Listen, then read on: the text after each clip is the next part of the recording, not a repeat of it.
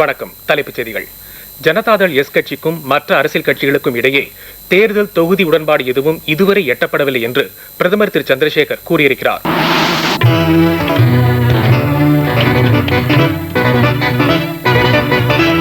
வணக்கம். தலைப்புச் செய்திகள்.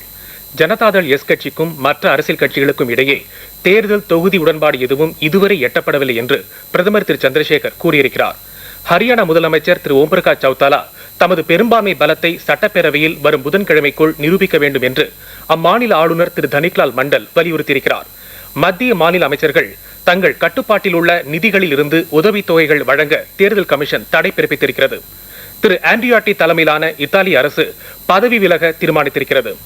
ஏசியா ஓஷியானியா முதல் பிரிவு டேவிஸ் கோப்பை டென்னிஸ் போட்டிகளில் இந்தியா 2-0 என்ற ஆட்டக்கணக்கில் முன்னிலையில் உள்ளது. ஜனதாதள் எஸ் கட்சிக்கும் மற்ற அரசியல் கட்சிகளுக்கும் இடையே தேர்தல் தொகுதி உடன்பாடு குறித்து இதுவரை எந்தவித ஏற்பாடுகளும் செய்யப்படவில்லை என்று பிரதமர் திரு சந்திரசேகர் கூறியிருக்கிறார். ஜனதாதள் எஸ் கட்சியின் மிக முக்கியமான தேர்தல் குழு கூட்டம் புதுடில்லியில் இன்று நடைபெற்றது.